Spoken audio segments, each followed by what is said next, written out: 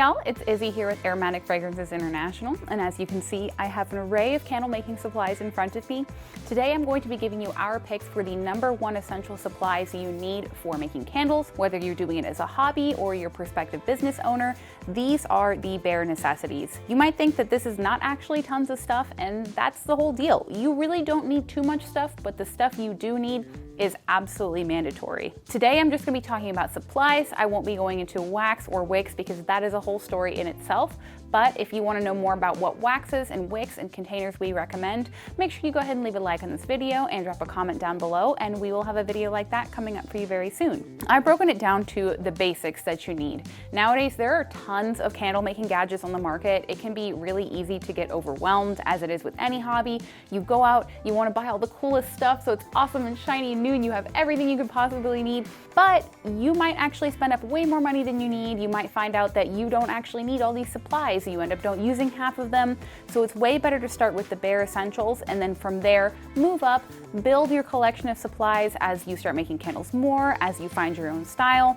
And that way you didn't sink a bunch of money into a hobby or a business that you want to change directions with. We will start with the absolute bare necessities and then work our way to stuff that I definitely recommend, but if you don't have it, it's not the end of the world. So, for starters, a lab or a kitchen scale. We have a lab scale here, but a kitchen scale works well too. When you are making anything, whether it is candles, whether it is soap, no matter what it is, you want to be measuring things by weight and not volume. Fragrance oils, wax types, different plant-based oils, different raw materials for whatever you're making, they all have different densities. So they're going to show up volume-wise differently in a measuring cup. If you're measuring fragrance oil by the cup or by the teaspoon, they're gonna actually end up weighing different amounts. So for accuracy, we always recommend a kitchen scale or a lab scale. That is going to get your formulas proper every time. That's gonna make sure your candles turn out consistently across different fragrances. It doesn't have to be a super expensive scale. Just make sure the one you pick out can measure down to 1/10 of an ounce, or in our case, 1/10 of a gram. But you don't even need it to be that precise. You also want to make sure it can handle the amount of wax you're going to be measuring out. Some kitchen scales or lab scales can only really measure up to about 1 pound. Others have the capacity for 11 pounds, 12 pounds. So if you're planning on making, tons and tons of candles and melting down a bunch of wax at one time, you just want to be sure your scale can handle it. Lab or kitchen scale, bare necessity. Start with that for sure because you can be sure you're making accurate measurements every single time. From there, you are going to need a thermometer. A thermometer is absolutely essential to candle making. It'll make sure you know exactly when to add fragrance to your wax so you can get the best throw when you pour your candle. It'll let you know when you can pour your wax because many waxes have different pouring temps. So this is another way you can ensure accuracy in your candle production. Once again, do not skip on a thermometer. It doesn't have to be super fancy. We like the infrared ones because it is one less dish to do, one less thing to clean wax off of, and it'll just measure the temperature of your wax. On to what we've got going on over here. In order to melt down your wax, you're going to need a heating element of some kind. Now, of course, there are wax melting pots out there. They're very convenient and they're awesome, but they're a little bit of an investment if you're just getting started. So if you don't want to go ahead and jump in and get a wax melting pot yet, you can just use a simple double boiler setup. We have a hot plate here. You can also use your stovetop, anything that's going to provide heat. You want it to get nice and warm. And then we have our pot.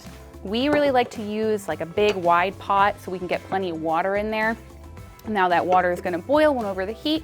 You will place your pouring pitcher into the water, and it'll go ahead and melt your wax. It gets a lot of even heat around the container, so the wax will have a nice smooth melt. It should go pretty fast, and it's just a really simple and efficient way to melt a lot of wax down, especially if you have a large pouring pitcher like this. And on the topic of pouring pitchers, you're gonna want a container to melt your wax down in that is A, heat safe, and B, preferably metal. Metal conducts heat really well, so it's gonna help make sure that your wax is heating up in a timely manner. It can be a pain to sit there if you put wax in a glass container, for example. It can take a really long time for it to melt in a glass container, and there is a small chance that high heat can cause the glass to crack. We definitely don't want that. So just a metal pouring pitcher like this with a spout that'll make it very easy for you to pour your candles is definitely a must-have. Now, in terms of our smaller supplies here, we have a spatula or any stirring utensil, really. We like these silicone spatulas because they're non-porous. You can use these over and over and over again without fragrance or wax seeping into them over time. If you have like a wooden stirring utensil, all the cracks and the porosity of that wooden utensil, it's gonna soak up fragrance and wax, and it's gonna be kind of difficult to clean over time and could potentially present problems with cross-fragrancing your candle wax. So a silicone spatula or like a glass stirring rod is very useful. We use glass stirring rods a lot here too. But something that you can really evenly mix your wax and fragrance together with is going to be essential. Finally, our last couple things here, a heat gun is definitely really awesome to have, especially if you're working with soy wax. Soy wax is awesome for a lot of reasons, but one of the biggest downsides is that sometimes it can cool a little funky on the surface. If you've ever used 100% soy wax, you know what I mean.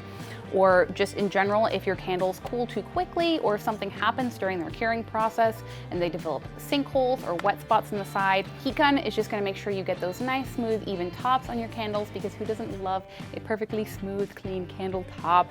Very, very handy to have, especially so you don't have to go ahead and remelt your entire candle down if it has a disastrous sinkhole. And then finally, you'll need a way to attach your wicks to your containers. These are sticker tabs. These are made to be put on the bottom of pre-tabbed wicks, so you can just pop them in. We use them in all of our candle making videos because they're so simple.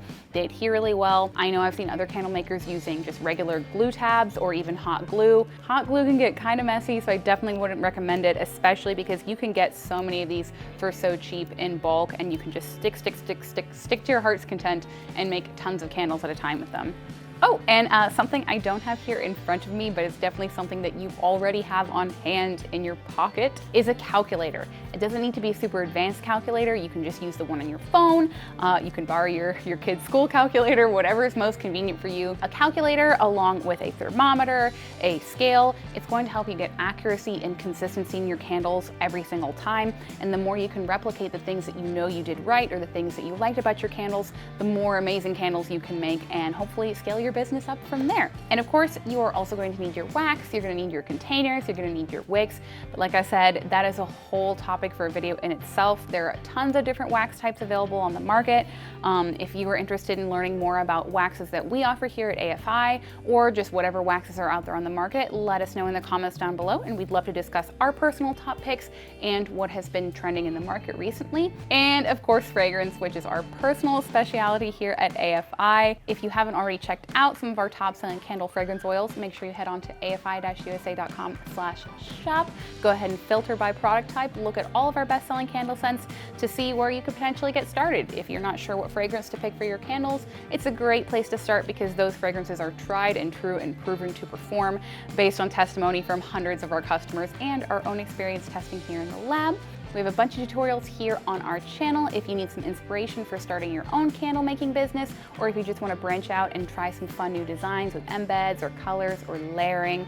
But that is all I have for y'all today. Let me know if there's any other essentials that you think you'd want to add to this lineup. And of course, thank you guys so much for watching, Fragrance Fam. I will catch you in the next one. Bye.